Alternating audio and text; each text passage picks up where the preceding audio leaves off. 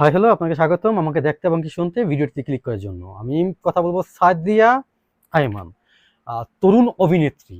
আহ, খুব রিসেন্ট ওনার একটা video viral হয়েছে, ওনার নাভি দেখা গেছে। যাই হোক, শাড়ির ঠিক করতে গিয়ে বা মাইক লাগাইতে গিয়ে সাংবাদিক কোনো কারণে তার ওই ভিডিও ক্যামেরা অন ছিল, ওটা রেকর্ড হয়েছে এবং কি ওটা সোশ্যাল মিডিয়াতে বা ইউটিউবে চলে আসছে আর কি।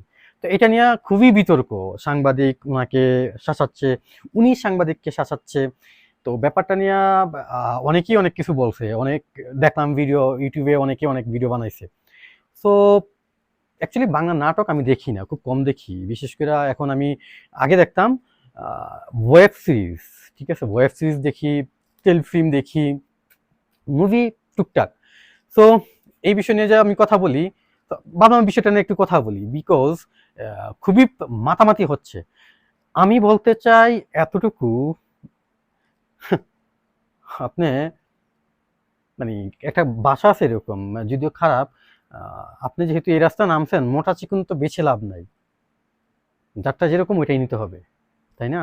আর আপনার নাটকের কিছু কিছু দৃশ্যে আপনার বডি ল্যাঙ্গুয়েজ বা আপনার কি বলে বাচ্চাদের খাবার যেটা আর কি, ওইটা কিভাবে আপনি, মানে আমি ওইভাবে বলতে চাচ্ছি না, কারণ আমার ভিডিওগুলো অনেকেই দেখে, আমার ফ্যামিলির লোকজনও দেখে।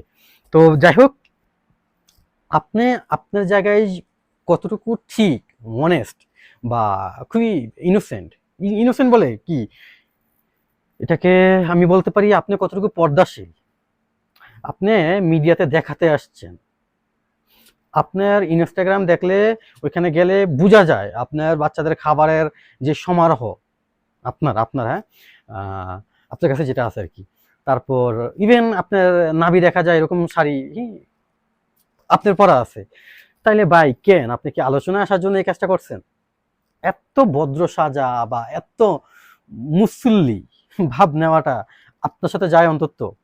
শুধু আপনার সাথে না, যারা মিডিয়াতে কাজ করে বাংলাদেশে কি হয় না হয়, এগুলো তো আমাদেরকে আসলে বুঝাতে হবে না, আমরা বুঝি, কিছুটা হলেও বুঝি, বা এই সম্পর্কে আমাদের মোটামুটি যতটুকু ধারণা আছে, আমি মনে করি যথেষ্ট ধারণা আছে আপনাদের সম্পর্কে, বাংলাদেশের মিডিয়া সম্পর্কে।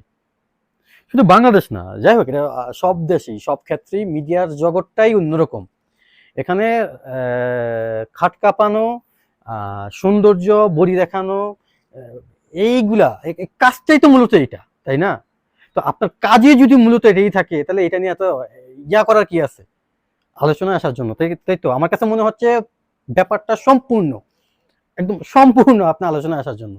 আমি আমি সত্যি এই ঘটনার পরে আপনাকে আমি একটু ভালোভাবে চিনছি, বা আপনার সম্পর্কে আমি সার্চ দিছি, জানার চেষ্টা করছি, দেখছি।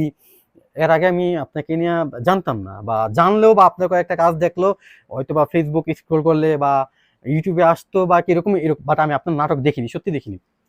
তো সেম আমার কাছে মনে হচ্ছে আপনি আলোচনায় আসার জন্য এই ব্যাপারটা নিয়ে এরকম মাখামাখি শুরু করছেন, এরকম তর্কাতর্কি।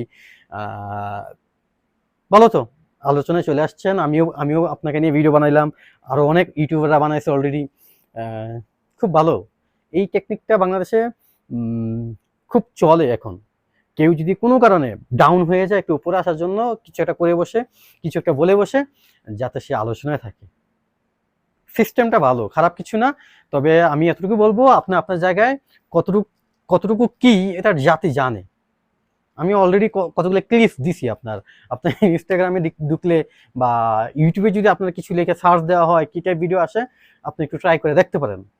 সো নিজেকে এমন বাবা কখনোই ঠিক না, বিশেষ করে আপনারা আর কি মিডিয়াতে যারা কাজ করে, যে আপনারা চালচালায় ব্যস্ত যাবেন, সম্ভব না। এটা আমি দায়িত্ব নিয়ে বলতেছি। এখন অনেকেই বলতে পারেন, ভাই আপনি কিভাবে বলতেছেন, এটা কি ইয়া করা হয়ে গেল না আল্লাহর সাথে? না না না, ব্যাপারটা এরকম না। আমি একটা কথা বলি, আমিও যাব না। তবে আমরা মুসলিম হিসাবে কেউ না কেউ কোনো না কোনো ভাবে যাবো, কোনো না কোনো একদিন। যতটুকু আমি হাদিস সম্পর্কে জানি আর কি, অতটুকুই বলতেছি। কিন্তু এটার সময়সীমা আছে, নির্দিষ্ট একটা সময় ধরে আমাদেরকে সাজা ভোগ করতে হবে, তারপর যাব। তো ওই ক্ষেত্রে আমরা সাজা ভোগ করে সবাই যাব। সো আমি ওইটার উপর বেশ কিছু কথাটা বলছি। তো বেশি কথা না বলি, ভিডিওটা অনেক বড় হয়ে যাচ্ছে, আমি বড় ভিডিও দিতে চাচ্ছি না, হয়তো বা আমার অডিয়েন্স বিরক্ত হয়। সো এটাই। ভিডিওটা ভালো লাগলে লাইক করতে পারেন, শেয়ার করতে পারেন। আর আপনি যদি আমার চ্যানেলে নতুন হয়ে থাকেন, চ্যানেলটা সাবস্ক্রাইব করতে পারেন। আজকে এই পর্যন্তই। Bye, tata.